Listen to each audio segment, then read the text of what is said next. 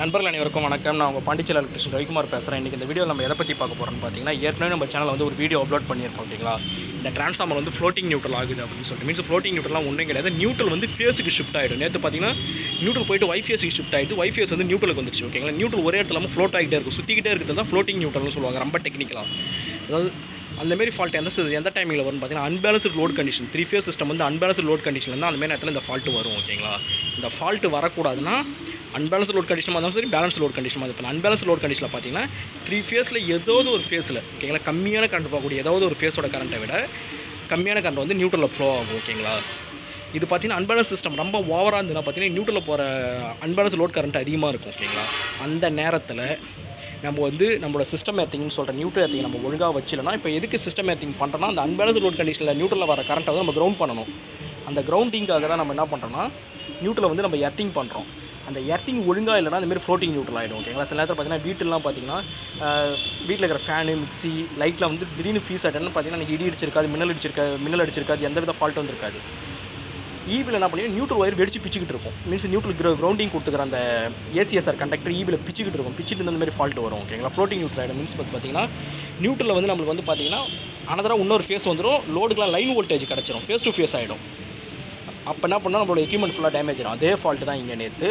ஆனால் மூஷாக floating neutral ஆகிறதுக்கு முன்னாடி நம்ம ஃபால்ட்டை கண்டுபிடிச்சி ரெக்கவர் பண்ணிட்டோம். ஓகேங்களா, அந்தமாரி ஃபால்ட்டு திருப்பி ஆகக்கூடாதுன்றதால நேற்று நைட்டு நம்ம என்ன பண்ணோம், ஒரு 45 வாளிக்கு தண்ணி பிடிச்சி இந்த எர்த்து பிட்டு, ஓகேங்களா, இதுதான் நியூட்ரல் எர்த்திங். ஓகேங்களா, எக்யூப்மெண்ட் எர்த்திங் இது ஒன்று.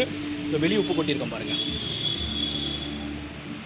அது ஒன்று. ஓகேங்களா, நேற்று இந்த ஃப்ரேம் இருக்குல்ல, இந்த ஃப்ரேமை எர்த்திங் பண்ணி இந்த ஃப்ரேமில் கை வைக்கும் போது கூட நான் ஷாக் வாங்கினேன். ஓகேங்களா, நேற்று மீன்ஸ் நம்ம வேலி போட்டிருக்காங்கல்ல ட்ரான்ஸ்ஃபார்மர் யார்டுக்கு, அதுக்கு ஃபுல்லாக நான் கை வைக்கும் போது கூட நான் ஷாக் வாங்கினேன். அதேமாதிரி பார்த்தீங்கன்னா இங்கே ட்ரான்ஸ்ஃபார்மர் யார்டை ஜல்லி போட்டிருக்காங்கல்ல, இந்தமாரி எப்போயுமே ஜல்லி போடக்கூடாது ட்ரான்ஸ்ஃபார்மர் யார்டுக்கு.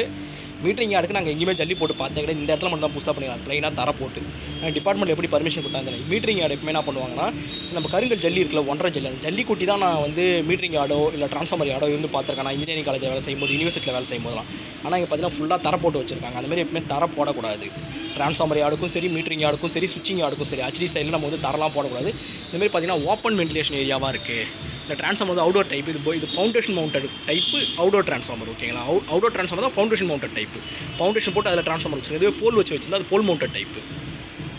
இந்தமாரி எங்கேயுமே வந்து பார்த்தீங்கன்னா தர போட்டு விடக்கூடாது. அது மட்டும் இல்லாமல் தர போட்டு இந்த எர்த்திங் டிபார்ட்மெண்ட்டில் செக் பண்ணாங்களா, இல்லை செக் பண்ணாமல் வேறு எதனா காரணத்தால் விட்டுட்டாங்கன்னா, நான் ஓப்பனாக சொல்லக்கூடாது, விட்டுட்டாங்கன்னா எனக்கு தெரியல. ஓகேங்களா, இந்த எர்த்தோட ரெசன்ஸ் வேல்யூ கூட இந்த எர்த்து பிட்டு மேலே மார்க் பண்ணல. ஓகேங்களா, இப்போ நான் யூனிவர்சிட்டியில் வேலை செய்யும்போது பார்த்தீங்கன்னா எர்த்தோட ரெசன்ஸ் வேல்யூ பார்த்தீங்கன்னா 1 ஓம், 0.8 ஓம் அப்படின்னு மென்ஷன் பண்ணியிருப்பாங்க. எர்த் டெஸ்டர் வச்சு எர்த் ரெசன்ஸ் வேல்யூ மெஷர் பண்ணி. ஆனால் இங்கே அந்த மாதிரிலாம் எதுவுமே பண்ணல. ஓகேங்களா, இந்த எர்த்து பிட்டு மேலேயுமே எர்த்தோட ரெசன்ஸ் வேல்யூ கிடையாது. அப்படி இல்லை, இதில் எழுத முடியல, செவுத்துல எழுதியிருப்பாங்க பெயிண்ட் அடிச்சு. ஓகேங்களா, எர்த்து பிட்டில் எழுத முடியலாம். அந்த எர்த்து பார்த்தீங்கன்னா இப்போ தண்ணி ஊற்றிக்கிட்டு இருக்கலாம், அது பார்த்தீங்கன்னா எக்யூப்மெண்ட் எர்த்திங், மீன்ஸ் ட்ரான்ஸ்ஃபார்மரோட பாடி எர்த்திங் பண்ணியிருக்காங்களா, அந்த எக்யூப்மெண்ட் எர்த்திங் இதோ போது பாருங்கள். இந்த எர்த்து பிட்டு இதோ போதில் இதுதான் வந்து இங்கே போகுது. ஓகேங்களா, நான் அதே நேரத்தில் எக்யூப்மெண்ட் எர்த்திங்கும் செக் பண்ணுறேன், சிஸ்டம் எர்த்திங்கும் செக் பண்ணுறேன். இப்போ என்ன பண்ணுறேன்னா, எக்யூப்மெண்ட் எர்த்திங்காக ஃபஸ்ட் நான் ஃபுல்லாக பார்த்துட்டு, எக்யூப்மெண்ட் எர்த்திங்கில் என்ன பண்ணால் கறி ஏற்கனவே 4 வருஷத்துக்கு முன்னாடி நாங்கள் போட்ட கறி இருந்தது. ஓகேங்களா, அந்த கறி கூட என்ன பண்ணால் ஒவ்வொன்றுத்துக்கு எடுத்துகிட்டு பார்த்தீங்கன்னா 7 பாக்கெட் உப்பு கொட்டியிருக்கேன். ஓகேங்களா, அப்புறம் 3 × 7 நீங்களே கணக்கு பண்ணிங்க, 21 பாக்கெட் கிட்ட உப்பு கொட்டியிருக்கேன். ஏன்னா எர்த்தோட ரெசன்ஸ் வேல்யூ குறைக்கணும், நாளைக்கு ஃப்ளோட்டிங் நியூட்ரல் வரக்கூடாது. அதேமாதிரி வந்து சிஸ்டம் எர்த்திங் நல்லா இருக்கணும், எக்யூப்மெண்ட் எர்த்திங் நல்லா இருக்கணும், பாடி எர்த்திங் நல்லா இருக்கணும், நியூட்ரல் எர்த்திங் நல்லா இருக்கணுன்றதால தான். அதனால் முடிஞ்ச அளவுக்கு எர்த்தெலாம் நம்ம வந்து எர்த்தோட ரெசன்ஸ் வேல்யூ வந்து எர்த் டெஸ்ட் வச்சு மெஷர் பண்ணிவிட்டு தான் நம்ம வந்து எப்போவுமே வந்து எர்த்திங் வந்து நம்ம வந்து எர்த்திங்கி அடிக்கணும். ஓகேங்களா, இங்கே பார்த்தீங்கன்னா எர்த்தோட ரெசன்ஸ் வேல்யூலாம் மெஷர் பண்ண மாதிரி எனக்கு தெரியவே இல்லை. ஆனால் பாருங்கள், காப்பர் பார்லாம் 1 இன்ச் காப்பர் பஸ் போட்டு, மீன்ஸ் காப்பர் பட்டையை போட்டு பக்காவாக கொண்டு வந்து எர்த்தில் கனெக்ட் பண்ணியிருக்காங்க. அதேமாதிரி 2 எர்த்தையும் பேரல் பண்ணியிருக்காங்க. ஓகேங்களா, அதுமாதிரி பேரல் பண்ணும்போது நான் எங்கே வேலை செய்யும் போதும் இதுமாதிரி டேரெக்டாக எர்த்து பட்டை இருக்குல்ல, அந்த காப்பர் எர்த்து பட்டையை டேரெக்டாக மண்ணில் வச்சோ இல்லை காங்கிரீட்டில் வச்சோ நாங்கள் அடிக்க மாட்டோம். உங்களுக்கு தெரியும் நினைக்கிறேன். டேரெக்டாக அந்த எர்த்து பட்டை இருக்குல்ல, இப்போ பார்த்தீங்கன்னா ஃப்ளோட்டிங் நியூட்ரல் இல்லை, ஏன்னா நம்ம அவ்வளோ தண்ணி ஊற்றலாம் நேற்று. அதனால் இந்த எர்த்து பட்டையில் வந்து இது அடிக்க மாட்டாங்க. அதாவது மீன்ஸ் எர்த்து பட்டை டேரெக்டாக நாங்கள் மண்ணில் லே பண்ண மாட்டோம். என் சைட்டில் எங்கேயுமே நான் பண்ணது கிடையாது. இது வரைக்கும் மற்றவங்க பண்ணுறாங்களான்னு எனக்கு தெரியாது, நான் பண்ணது கிடையாது. ஓகேங்களா, நம்ம என்ன பண்ணுவோம்னா, ஏன்னா திடீர்னு இந்த மாதிரி ஃப்ளோட்டிங் நியூட்ரல் தான் தர ஃபுல்லாக ஷாக் அடிக்கும். இந்த ஒரு 4 வருஷத்துக்கு முன்னாடி இந்த ஃபால்ட் நான் எதுக்கு பார்த்தா தர ஃபுல்லாக கால வச்சாலே ஷாக் அடிக்குன்றதால தான் வந்தேன். அப்போ இருந்தால் அந்த வாட்டர் நம்ம ரெகுலராக வர ஆரம்பித்தோம். அதனால் நான் வந்து என்னன்னா, எப்பவுமே கீழே வந்து ஒரு 1 இன்ச் பைப்போ இல்லை 1.25 இன்ச் பைப்போ, இதுக்கு பார்த்தீங்கன்னா நாங்கள் வந்து 1.5 இன்ச் பைப் போட்டு எர்த்து பட்டையும் பஸ் பார் நம்ம கொண்டு போய் அந்த இடத்துல வந்து பேரல் பண்ணியிருப்போம். அதேமாதிரி என்னோடய ரூல், நாங்கள் வேலை செய்கிற இடத்துல பார்த்தீங்கன்னா ஒரு இடத்துக்கும் இன்னொரு இடத்துக்கும் ஐஇசி ரூல் படி, அதாவது இன்டர்நேஷனல் எலக்ட்ரிக் கமிஷன் ரூல் இருக்குல்ல, அதுபடி 8 மீட்டர் குறையாமல் 2 எர்த்து இருக்கணும் ஓகேங்களா.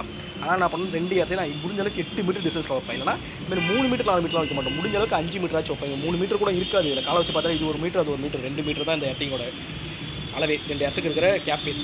அப்போ இதனால் நியூட்ரல் எர்த்துக்கிட்டாவே இருக்காது. நியூட்ரல் எர்த்துக்கு கிரிட்டாகவே இது உருவாக்கிக்காது. Means system எர்த்திங்கோட கிரிட்டாகவே உருவாக்கிக்காது. இதுலேருந்து பார்த்தீங்கன்னா இந்த சாப்பிட்ற டேபிள் போட்டிருக்காங்க பார்த்தீங்களா, ஸ்டாஃப்லாம் சாப்பிட்றதுக்கு.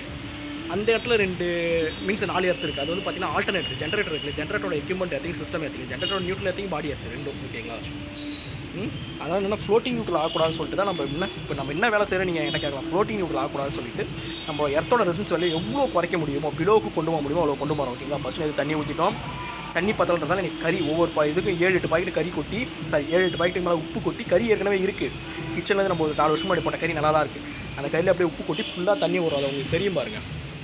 தண்ணி விட்றேன் எவ்வளோ தண்ணி குடிக்குது பாருங்கள் ஓகேங்களா. எவ்வளோ தூரம் எர்த்து தண்ணி சொதன்னு எர்த்து இடம் இருக்கோ, எர்த்து விட்டு இருக்கிற இடம் இருக்குதோ அவ்வளோ தூரம் எர்த்தோட ரெசிஸ்டன்ஸ் வேல்யூ கம்மியாக இருக்கும். அதாவது நாங்கள் வீட்டில் கூட எர்த்திங் அடிக்கும்போது, ஒரு டெம்பரரி சர்வீஸ் கூட நான் எர்த்து அடிக்கும்போது நம்ம தண்ணி இருக்கிற இடத்துல பார்த்து கொண்டு எர்த்து விட்ட சொல்லுவோம். இப்போ வீட்டுக்குலாம் நம்ம பர்மனெண்ட்டாக எர்த்திங் அடிக்கணும். எர்த்திங் அடிச்சு நம்ம ரெயின் வாட்டர் வருதுல பைப், அந்த பைப்பு கொண்டாந்து எர்த்து விட்டில் தண்ணி ஊற்றுற மாதிரி விட்டுருவான். இல்லை ஏசி தண்ணி ஊற்றுற மாதிரி கூட எர்த்து வீட்டில் விட்டுருவான். கேட்டுட்டு வீட்டுக்காரங்களை கேட்டுட்டு அந்தமாரி விட்டுனா இது நல்லா இருந்திருக்கும். ஆனால் என்னன்னா இதில் வந்து எர்த்தோட ரெசிஸ்டன்ஸ் வேல்யூ அதிகமாக இருக்கிறது தான் இது வந்து ஃப்ளோட்டிங் நியூட்ரலாக ஆச்சு. ஃப்ளோட்டிங் நியூட்ரலில் நிறைய பிரச்சனை வரும். என்னன்னா நம்மளோட எக்யூப்மெண்ட் டேமேஜ் ஆகும். சிங்கிள் ஃபேஸ் எக்யூப்மெண்ட், 3 ஃபேஸ் எக்யூப்மெண்ட்டுக்கு பிரச்சனை கிடையாதுங்க. 3 ஃபேஸ் எக்யூப்மெண்ட்டில் ஒரு பிரச்சனை வரும். ஏன்னா நியூட்ரல் தான் ஃப்ளோட் ஆகிடுது இல்லை. இப்போ ஃபேஸ் இருக்கிற இடத்துல நியூட்ரல் போயிடுதுல. 3 ஃபேஸ் மோட்டர் எஃபிஷியன்சி கம்மியாக ஓடும், ஸ்பீடு கம்மியாக இருக்கும், ப்ளோயர்லாம் வேகம் கம்மியாக இருக்கும், பம்பு மோட்டர்லாம் தண்ணியோட டெலிவரி கம்மியாக இருக்கும். அதனால் எக்காரணம் கொண்டு ஃப்ளோட்டிங் நியூட்ரல் இல்லாத மாதிரி பார்த்துக்கணும். ஃப்ளோட்டிங் நியூட்ரல் தான் நம்மளோட எக்யூப்மெண்ட் டேமேஜ் ஆகும். தேவையில்லாமல் ட்ரான்ஸ்ஃபார்மர் ஓவர்லோட் ஆகும் ஓகேங்களா. இந்த ட்ரான்ஸ்ஃபார்மர் பற்றி நம்ம இப்போ அடுத்து போடுற வீடியோவில் ட்ரான்ஸ்ஃபார்மர் பற்றி எக்ஸ்பிளைன் பண்ணி நான் வந்து உங்களுக்கு வந்து வீடியோ போடுறேன் ஓகேங்களா. அதனால் முடிஞ்ச அளவுக்கு நியூட்ரல் எர்த்திங்லாம் பக்காவாக வைங்க நண்பர்களே.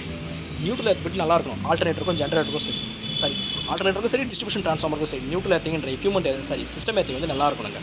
இது வந்து சிஸ்டம் எர்த்திங் ஓகேங்களா. நியூட்ரல் எர்த்திங் பண்ணுறது வந்து சிஸ்டம் எர்த்திங் ஓகேங்களா. ஏன் நியூட்ரல் எர்த்திங் பண்ணணும்னா 3 ஃபேஸ் சிங்கிள் ஃபேஸ்ன்னு சொல்லிட்டு ஸ்டார் கனெக்டட் இருக்கிற எந்த இடத்துல 3 ஃபேஸ் லோடு சிங்கிள் ஃபேஸ்க்கு means 3 phase power supply single phase power supply தனித்தனியாக பிரிக்கிறதுக்காகவும் வோல்டேஜ் ஃப்ளக்சுவேஷனை குறைக்கிறதுக்காக அதுமாதிரி ஃப்ளோட்டிங் நியூட்ரல் ஏற்படாமல் இருக்கணும்னா நம்ம வந்து சிஸ்டம் எர்த்திங் மீன்ஸ் நியூட்ரல் வந்து எர்த்திங் பண்ணுறோம். நியூட்ரல் டெர்மில் கொண்டு வந்து பாருங்கள். நியூட்ரல் புஷிங் வருதா உங்களுக்கு தெரியும் நினைக்கிறேன். நியூட்ரல் புஷிங் தனியாக நியூட்ரல் புஷ் வந்து இப்போ உள்ளேருந்து கேபிள் மூலியமாக நம்ம நியூட்ரல் தனியாக எடுத்துக்கலாம். ரெண்டு கேபிள் போட்டு தனியாக எடுத்துறாங்க. 2 ரன் போட்டு ஓகேங்களா. 2 ரன் வந்து மீன்ஸ் வந்து 240 ஸ்கொயர் mm கேபிள் போட்டு தனியாக எடுத்துறாங்க. 3.5 கேபிள் போட்டு அதுலேருந்து நியூட்ரல் நம்ம தனியாக ஒரு புஷ் வழியாக வெளியே எடுத்து நியூட்ரல் பாருங்கள், நியூட்ரல் பஸ் பார் போட்டு கொண்டு போய் தனியாக எர்த்திங் பண்ணியிருக்கோம் ஓகேங்களா. அந்த எர்த்திங் பண்ணும்போது நியூட்ரல் எர்த்தியோட ரெசிஸ்டன்ஸ் வேல்யூ ரொம்ப கம்மியாக இருக்கிற மாதிரி பண்ணுங்கள். எர்த்து டெஸ்டர் வச்சு எர்த்து ரெசிஸ்டன்ஸோட வேல்யூ மெஷர் பண்ணுங்க ஓகேங்களா. ஒரு வாட்டி நான் earth tester digital earth test நம்ம கிட்ட இருக்குது. அதை எப்படி நான் யூஸ் பண்ணுறேன் ஒரு வாட்டி காட்டுறேன். அதே மாதிரி மெக்கரையும் நான் ஒரு வாட்டி உங்களுக்கு காட்டுறேன் நண்பர்களே. ஏன்னா நான் வந்து நிறைய வீடியோ போனேன்னு நினைக்கிறேன். நான் வேலை ஞாபகத்தில் விட்டுறேன் ஓகேங்களா. அதையும் நான் உங்களுக்கு ஒரு வாட்டி வீடியோ காட்டுறேன். அதே மாதிரி எர்த்திங் நம்ம பண்ணுறதையும் வீடியோ காட்டுறேன் நண்பர்களே. இதில் என்ன குறை இருந்தால் சொல்லுங்கள், அடுத்த வீடியோவில் நான் எக்ஸ்பிளைன் பண்ணி போடுறேன். இப்போ ஜஸ்ட் என்னன்னா இவங்க பண்ணிக்கிற எர்த்திங் பார்த்தீங்கன்னா கெமிக்கல் எர்த்திங்கே இந்தமாரி ஓகேங்களா.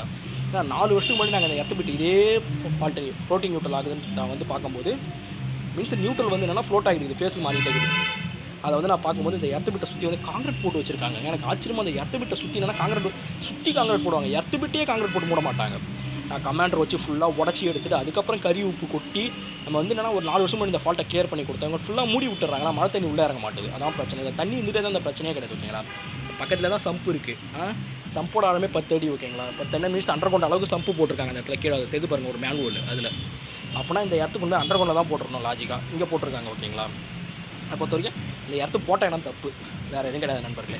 முடிஞ்ச அளவுக்கு ஃப்ளோட்டிங் நியூட்ரல் ஆகாமல் இருக்க எர்த்திங் வந்து பக்காவாக வைங்க. அதான் மீன்ஸ் ஜென்ரேட்டராக இருந்தாலும் சரி, டிஜி செட்டாக இருந்தாலும் சரி, ட்ரான்ஸ்ஃபார்மராக இருந்தாலும் சரி, டிஸ்ட்ரிபியூஷன் ட்ரான்ஸ்ஃபார்மராக இருந்தாலும் சரி, வந்து எர்த்திங் சிஸ்டத்தை நம்ம நல்லா வச்சுனா நம்மளுக்கு எப்படி சொல்லுங்கள், நம்மளோட பிளான்ட்டோட லைஃப் இன்க்ரீஸ் ஆகும். இதில் பார்த்தீங்கன்னா இப்போ வந்து நான் உப்பு போட்டுருக்கேன், கல்லுப்பு தான் போட்டிருக்கேன் ஓகேங்களா. ஒரு 8 பாக்கெட் கல்லுப்பு போட்டு தான் இதோட எர்த்தோட ரெசிஸ்டன்ஸ் வேல்யூ குறைக்கிறேன். அதுமாதிரி பண்ணுங்க நண்பர்களே, நம்ம வேலை வந்து குவாலிட்டியாக இருக்கும்.